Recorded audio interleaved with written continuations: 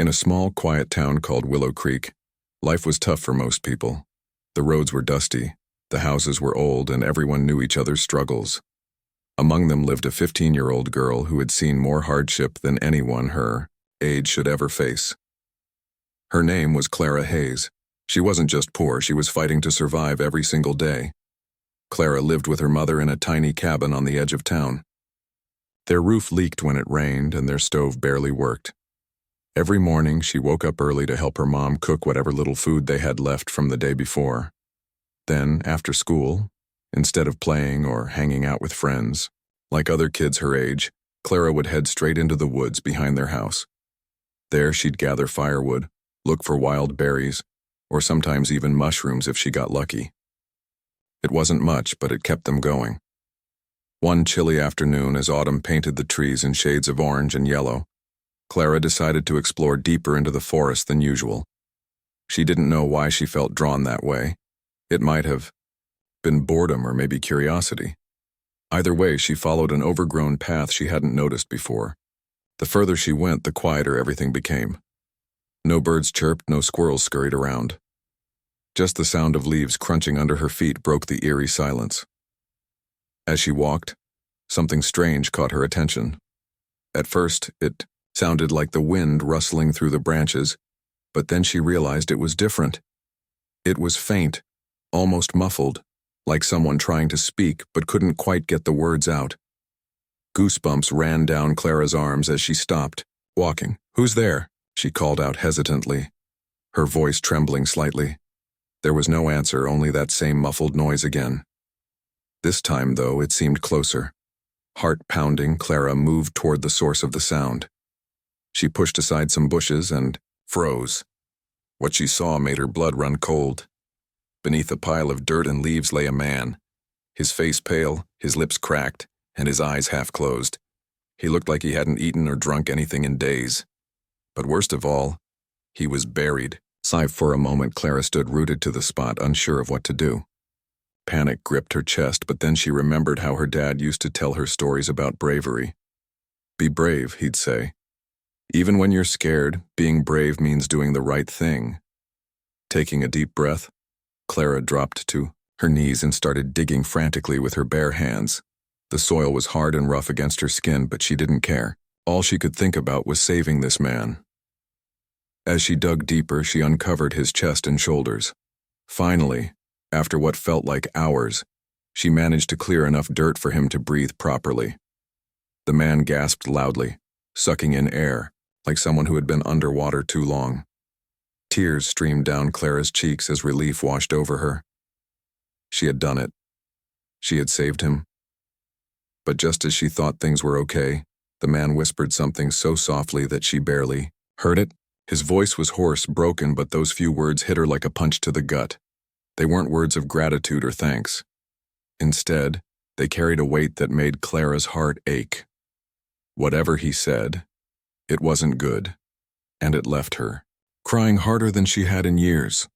Still shaken, Clara leaned closer to hear him better. "What did you say?" she asked, her voice cracking. The man opened his mouth again, but this time he didn't repeat himself. Instead, he simply stared at her, his eyes filled with pain and regret. And in that moment, Clara knew one thing. For sure. This man wasn't just a victim. He was carrying secrets darker than she could imagine. After pulling the man out of the ground, Clara sat beside him, her hands trembling and covered in dirt. She didn't know what to do next. The man was weak, barely able to lift his head. But he kept looking at her with an expression that made her uneasy. It wasn't fear or anger, it was guilt, deep, overwhelming guilt.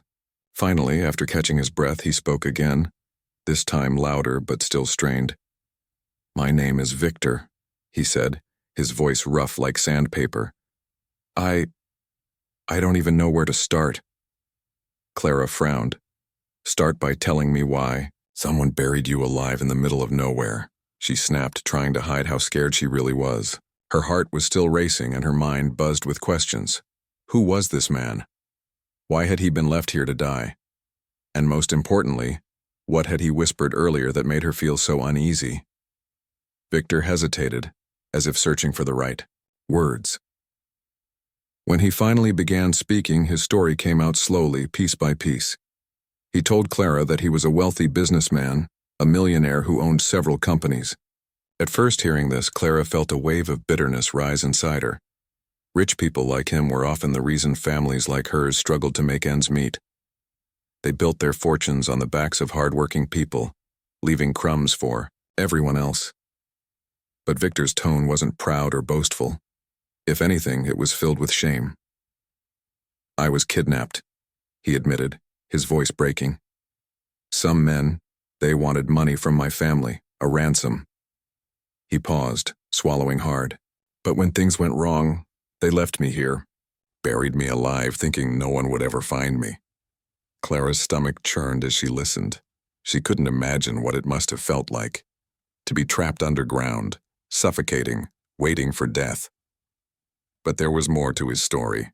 Something he hadn't said yet. Something heavy. "And the other thing?" she asked quietly, almost afraid of the answer. "What you whispered before. What did you mean?" Victor closed his eyes for a moment like he was gathering courage. Then, opening them again, he looked directly at Clara. "I'm sorry," he said, his voice barely above a whisper. "For everything." She blinked, confused. "Sorry for what?" He sighed deeply, his shoulders sagging under the weight of his own words. "For ruining lives," he confessed. "Including yours." Clara froze. How could he possibly know about her life? About the nights she spent worrying whether there would be enough food on the table? About the bills piling up and the roof leaking every time it rained? She stared at him, speechless, until he continued. "When I was building my empire," Victor explained, his voice thick with regret, "I didn't care about the people I hurt. I cut corners, evaded taxes, forced good workers out of jobs because it saved me money. I thought I was untouchable, invincible, but now—" He trailed off, shaking his head. "Now I see the damage I've done, to families like yours." Clara didn't know what to say. Part of her wanted to scream at him, to tell him exactly how much his greed had cost people like her mother, who worked long hours for minimum wage just to keep a roof over their heads. Another part of her felt pity, seeing the pain etched on his face. He looked broken, defeated, like a man carrying the weight of the world on his shoulders. "You can't fix it," Clara said finally, her voice firm despite the lump in her throat. "You can't undo what you've done." Victor nodded slowly. "You're right, I can't change the past, but maybe I can try to make things right. Starting now." His words lingered in the air between them, heavy and uncertain. Clara glanced around the forest, half expecting someone to jump out of the shadows. What if the kidnappers were still nearby? What if they came back and found her with him? She couldn't risk staying here any longer. "We need to get out of here," she said abruptly, standing up. "If those men are still looking for you, we're not safe." Victor tried to sit up, wincing in pain. "I can't walk," he admitted. "Not yet." Clara groaned inwardly. Great. Not only had she stumbled upon a dying millionaire in the woods, but now she had to drag him to safety. Two. Still, she couldn't leave him behind, not after everything she'd heard. Whether she liked it or not, she was stuck with him for now. "Fine," she muttered, helping him lean against a tree. "But you're going to have to trust me. We'll go back to my place. No one will look for you there." Victor hesitated, clearly unsure. "Your family, they won't want me there." "They won't have a choice," Clara replied sharply. "Besides, you owe us, big time." With that, she slung one of his arms over her shoulder and started walking, supporting his weight as best she could. Each step was slow and awkward, but they moved forward nonetheless. As they trudged through the woods, Clara couldn't help but wonder if she was making a huge mistake. Bringing a stranger, especially someone like Victor, into her already chaotic life seemed reckless. But deep down, she knew she couldn't turn away from someone in need no matter who they were. By the time they reached the edge of the woods, the sun had dipped below the horizon, casting long shadows across the ground. Clara's cabin was just ahead, its flickering light a beacon of hope in the growing darkness. For the first time since finding Victor, she allowed herself a small sense of relief. They were almost safe. For now. But as they approached the house, Clara couldn't shake the feeling that this was only the beginning of a much bigger, more complicated journey. When Clara and Victor finally reached the cabin, the door creaked open before they could even knock. Her mother, Evelyn, stood there, her face pale with shock. Evelyn wasn't used to surprises, especially not ones involving strangers who looked like they'd been dragged through the woods by a storm. For a moment, no one said anything. Evelyn's eyes darted between Clara's dirt-streaked face and the man leaning heavily on her shoulder.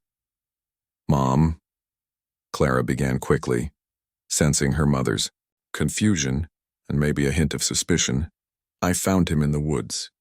He's hurt. We need to help him." Evelyn stepped aside without a word, letting them inside. The cabin was small and cramped, with peeling wallpaper and furniture that had seen better days. But it was home, and for now, it would have to do. Clara guided Victor to the worn-out couch, lowering him onto it carefully. His body sagged against the cushions, his breathing shallow but steady. Evelyn grabbed an old blanket and draped it over him, her movements brisk but cautious. "What happened to him?" Evelyn asked finally, her voice sharp enough to cut through the tension in the room. Clara hesitated. She didn't want to lie to her mom, but she also knew how dangerous it could be to reveal too much. "He was attacked," she said, choosing her words carefully. "Some men, they left him in the woods. I don't know why, but we can't just leave him out there." Evelyn crossed her arms, her gaze narrowing as she studied Victor. "And you trust him?" she asked pointedly. Clara opened her mouth to answer, but Victor spoke up first.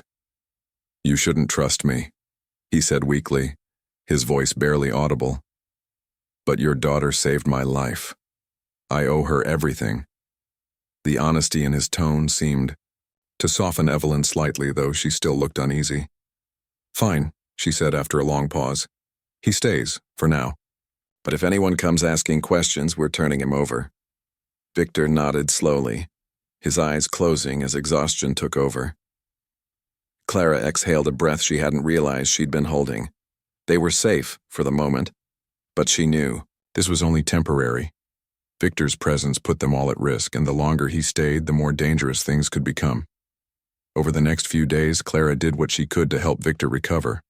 She cleaned his wounds with water boiled on their rickety stove, wrapped them with scraps of cloth torn from old sheets, and made sure he ate whatever little food they had to spare. Despite his weakened state, Victor seemed determined to pull himself together. He sat up when he could, trying to move his legs even though they felt like lead. During those quiet moments, Clara couldn't help but notice the change in him.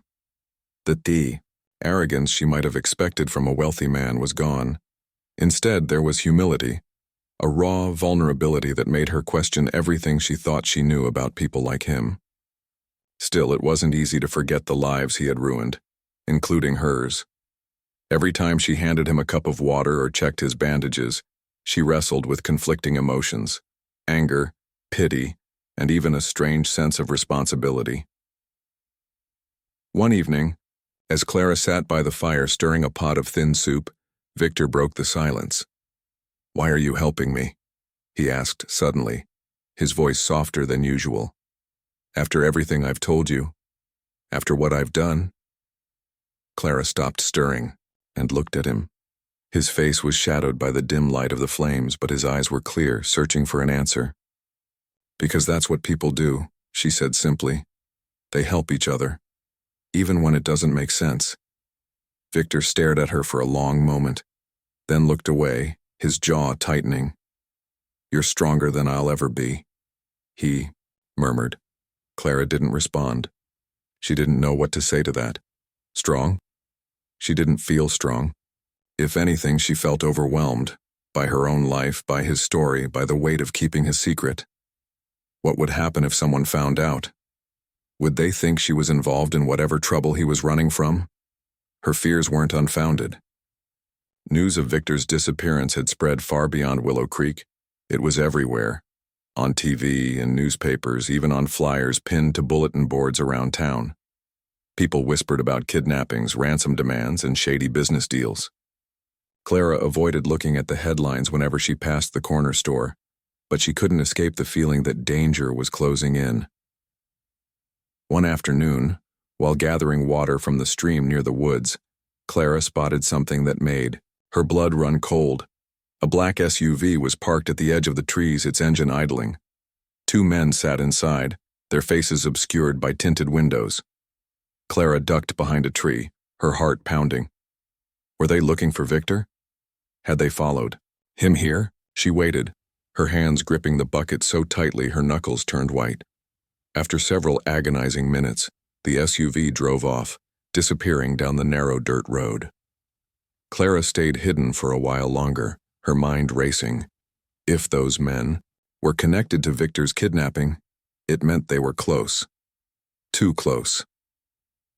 When she got back to the cabin, she didn't tell her mother or Victor what she'd seen. Instead, she forced herself to act normal, pretending everything was fine. But inside she was panicking.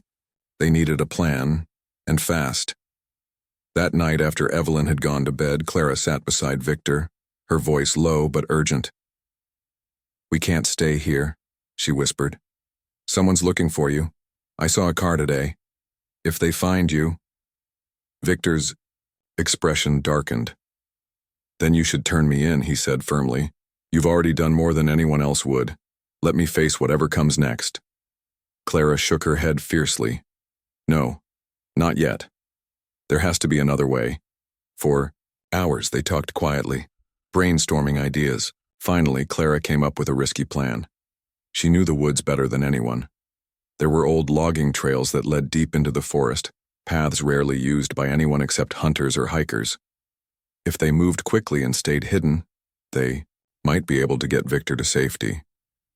The next morning, Clara packed a small bag with essentials: water, dried fruit, a flashlight, and a knife. She didn't say goodbye to her mother, not properly. She couldn't bear to see the worry in Evelyn's eyes or explain why she was leaving. Instead, she left a note on the kitchen table, promising she'd be back soon. As they stepped outside, the air was crisp and cool, the sun just beginning to rise over the horizon. Clara glanced back at the cabin one last time, her chest tight with emotion. She didn't know where this journey would take them, or if they'd make it out alive. All she knew was that she couldn't give up. Not now. Not when Victor had finally started to believe he could change. With determination burning in her chest, Clara led the way into the woods, ready to face whatever came next. The woods were eerily quiet as Clara and Victor made their way along the narrow, overgrown logging trails. The only sounds were the crunch of leaves underfoot and the occasional rustle of branches swaying in the wind. Clara walked ahead, her steps quick but careful, while Victor followed closely behind, leaning on a sturdy stick for support. He was still weak, his movements slow and labored, but he pushed himself forward, knowing they couldn't afford to stop. Every so often, Clara would glance back at him, her brow furrowed with worry. She could see the toll this journey was taking on him, his face pale, sweat beading on his forehead despite the cool morning air. But there was something else too, a look of determination in his eyes that hadn't been there before. It was as if he'd found a new reason to keep going, a flicker of hope amid all the chaos. "Are you okay?" Clara asked softly, slowing her pace slightly. Victor nodded, though it was clear he was struggling. "I'll make it," he said, his voice hoarse but resolute. "Thanks to you." Clara didn't respond. She wasn't sure what to say. Part of her wanted to tell him to save his strength, but another part, the stubborn, defiant part, felt a strange sense of pride. They had come this far together, and she wasn't about to let anything or anyone stand in their way now. After hours of walking, they finally reached a small clearing deep in the forest. Clara recognized it immediately. This was where she used to play as a child, long before life became so hard. There was an old abandoned shed nearby, its wooden walls weathered and splintered, but it offered some shelter from prying eyes. They decided to rest there for a while, catching their breath and planning their next move. As they sat inside the shed, Victor pulled out a crumpled piece of paper from his pocket. It was a map, hand-drawn and smudged, but still legible. "This Leads to an old ranger station, he explained, pointing to a spot marked with an X. If we can get there, I can contact my family. They'll send help. Clara studied the map carefully, her mind racing. The ranger station wasn't far, at least not compared to how far they'd already come, but getting there without being seen would be tricky. Whoever was looking for, Victor clearly meant business, and Clara couldn't shake the feeling that they were running out of time. We'll have to move fast, she said firmly, and stay off the main roads. Victor nodded, folding the map and tucking it back into his pocket. You've done more than enough, he said quietly. You should go back. Let me handle the rest. Clara shot him a sharp look. Don't even think about it, she snapped. You're not doing this alone, not after everything. For a moment, neither of them spoke. Then Victor smiled faintly, a hint of gratitude shining through his exhaustion. You're incredible. You know that? Clara rolled her eyes, though. A small smile tugged at the corners of her mouth. Yeah. Just don't forget who saved your life when this is all over. Their brief moment of levity was shattered later that evening when they heard voices echoing through the trees. At first they thought it might just be hunters or hikers passing through, but as the voices grew louder, panic set in. Someone was coming, and they weren't far away. Clara grabbed Victor's arm, pulling him to his feet. We need to hide, she whispered urgently. Now! They scrambled deeper into the woods, ducking behind thick bushes and fallen logs until they found a shallow ditch covered in leaves and moss. It wasn't much, but it would have to do. Clara motioned for Victor to lie down, then quickly covered him with branches and foliage. She pressed a finger to her lips, signaling for him to stay silent, before crawling into the ditch beside him. Moments later, two figures emerged from the trees, their flashlights cutting through the darkness. Clara held her breath, her heart pounding so loudly she was sure they'd hear it. One of the men knelt down, inspecting the ground, while the other scanned the area with his light. They were close, too close. They were here, one of them muttered, his voice low and menacing. Tracks are fresh. Clara clenched her fists, fighting the urge to bolt. If they moved now, they'd be caught for sure. All they could do was wait and pray the men wouldn't find them. After what felt like an eternity, the figures finally moved on, their voices fading into the distance. Clara waited a few more minutes before daring to peek out from their hiding spot. When she was certain the coast was clear, she helped Victor climb out of the ditch, both of them trembling with relief. That was too close, Victor murmured, his voice barely above a whisper. Clara nodded, brushing dirt and leaves off her clothes. We can't stay here, she said firmly. If they're tracking us, we need to double back, lose them somehow. Victor looked at her, his expression grim but trusting. Lead the way. They spent the rest of the night zigzagging through the forest, deliberately leaving misleading trails to throw off their pursuers. By the time dawn broke, they were exhausted but alive. The ranger station was within sight now, a small, dilapidated building nestled at the edge of a clearing. Smoke curled lazily from its chimney, a sign that someone was inside. Clara hesitated, her instincts screaming at her to be cautious. Let me check it out first, she said, handing Victor the flashlight. Wait here. Before he could protest, she slipped away, moving silently through the trees until she reached the station. Peering through a cracked window, she saw an elderly man sitting by the fire, sipping coffee and reading a book. He looked harmless enough, but Clara knew better than to trust appearances. Still, they didn't have many options left. Taking a deep breath, she knocked on the door. The man opened it cautiously, his eyes widening in surprise when he saw her. What are you doing out here? He asked gruffly, though not unkindly. I need your help, Clara said quickly, glancing over her shoulder to make sure no one else was around. There's someone hurt. We've been walking for hours and we're being followed. The man frowned but stepped aside, letting her in. Bring him in, he said simply. We'll figure it out. When Clara returned to Victor, she found him leaning against a tree, his face pale but determined. Together they limped toward the ranger station, each step bringing them closer to safety, and perhaps redemption. As they stepped inside, Victor turned to Clara, his eyes filled with emotion. "Thank you," he said softly, "for everything." Clara shrugged, trying to act nonchalant, but her voice betrayed her. "Just promise me one thing," she said, meeting his gaze. "Promise me you'll use whatever second chance you get to fix what you broke." Victor nodded solemnly. "I promise." And for the first time since finding him buried alive in the woods, Clara allowed herself to believe that maybe, just maybe, things could turn out okay. The ranger station was warm and smelled faintly of pine and smoke. The elderly man who had let them in introduced himself as Walter, a retired park ranger who lived alone in the woods. He didn't ask too many questions, which Clara appreciated. Instead, he busied himself making tea and tending to Victor's wounds while keeping an ear out for any unusual sounds outside. Walter wasn't nosy, but he wasn't blind either. He could tell something was off about these two strangers showing up unannounced in the middle of nowhere. Still, there was kindness in his eyes, a quiet understanding that sometimes people needed help without explanations. For Clara, that was enough. Victor sat by the fire, wrapped in a thick blanket, his body still frail but his mind racing. He watched Clara as she paced nervously near the window, peering out every few minutes to check for signs of danger.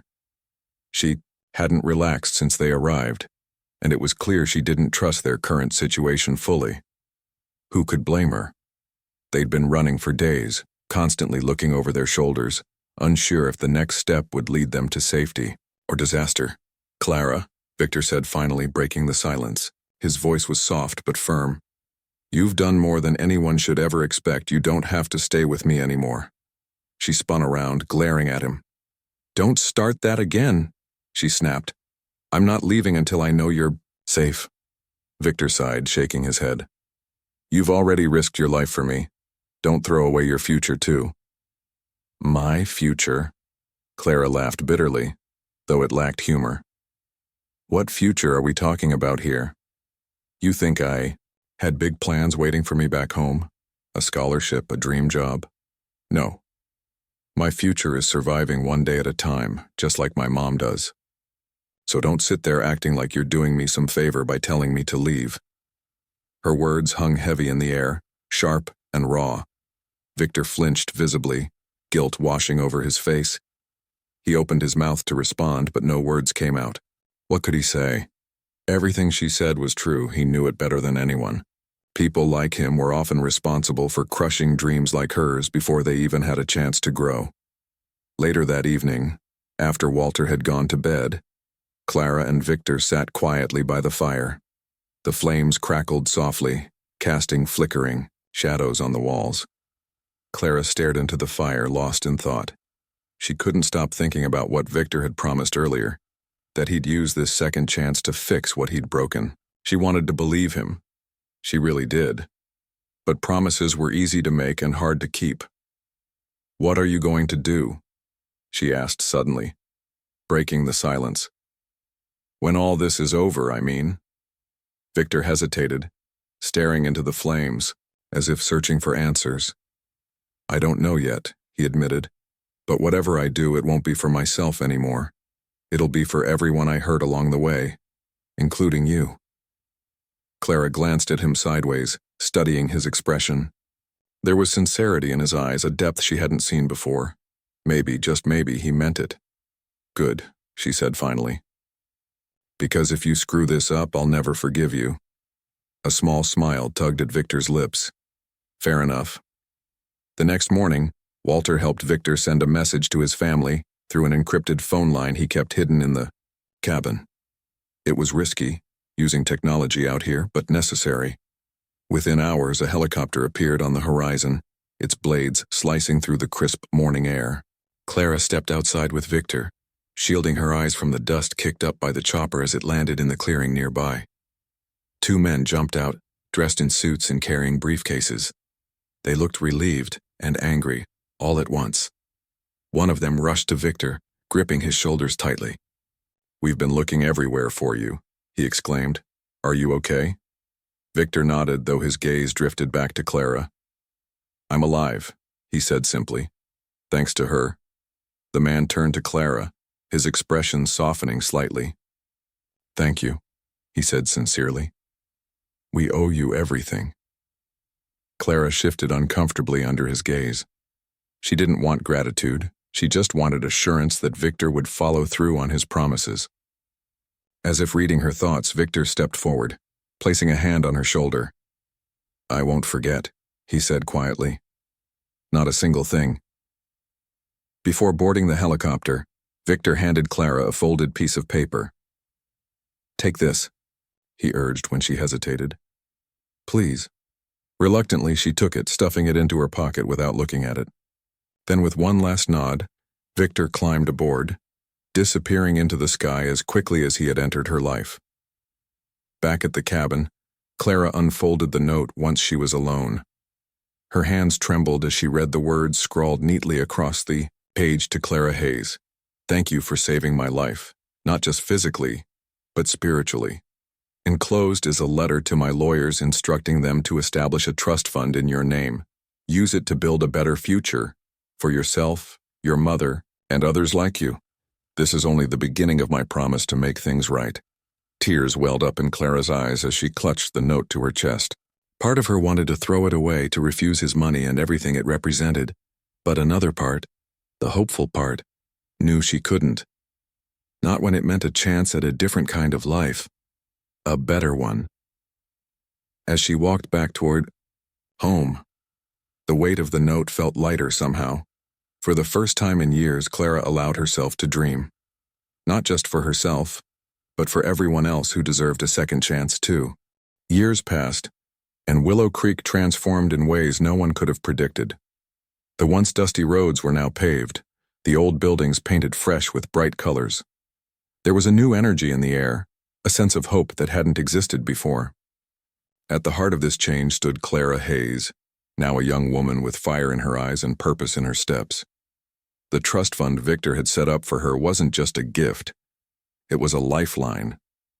With the money, Clara didn't waste a single moment, indulging in luxuries or selfish desires.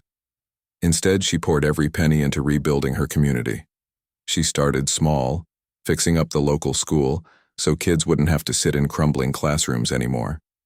Then came a community garden, where families could grow their own food. Slowly but surely, Clara turned her tiny corner of the world into something beautiful.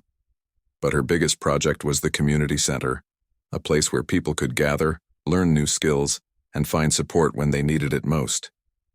It became the heartbeat of Willow Creek, buzzing with activity day and night. Kids played basketball in the courtyard, adults took free classes on carpentry and sewing, and seniors gathered around tables sharing stories over cups of coffee. For the first time in decades, the town felt alive again. Clara worked tirelessly, driven by the same determination that had led her to save Victor all those years ago. But even as she poured her energy into helping others, she never forgot the lessons she'd learned along the way. Life wasn't about being perfect. It was about making choices, owning your mistakes, and doing what you could to leave things better than you found them. Victor, too, had changed. After disappearing into that helicopter, he dedicated himself to undoing the harm he'd caused. He sold off parts of his empire, using the profits to fund scholarships, build affordable housing, and create job training programs for struggling communities. His name remained controversial. Some people still resented him for his past actions, but many began to see him differently. They saw a man who had fallen far and climbed back up, not for himself, but for others. Every now and then, Clara received letters from him. They weren't long or overly emotional, but each one carried updates on his progress. "Another factory converted into affordable apartments," one read. "100 more kids enrolled in our scholarship program," said another. Each letter reminded Clara of how far they'd both come since that fateful day in the woods. Still, there were moments when doubt crept in. Late at night, after everyone else had gone home and the community center fell silent, Clara would sit by the window, staring out at the stars. She wondered if Victor truly understood the weight of what he'd done, or if he ever would. Could someone like him, who had spent so much of his life chasing wealth and power, really change? One crisp autumn afternoon, as golden leaves swirled In the breeze, Clara decided to revisit the forest where it all began. She hadn't been back since the day she saved Victor, but something pulled her there now. Maybe it was nostalgia, maybe closure.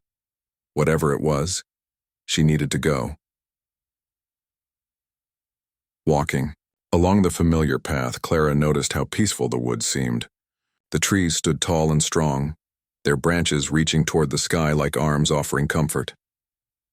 As she reached the spot where she had dug Victor out of the ground, she paused, memories flooding back. That day felt like a lifetime ago. Yet, it was etched into her mind as clearly as if it had happened yesterday.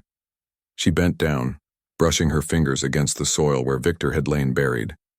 A lump formed in her throat as she remembered the muffled sounds, the frantic digging, the whispered apology that had shaken her to her core. So much had changed since then.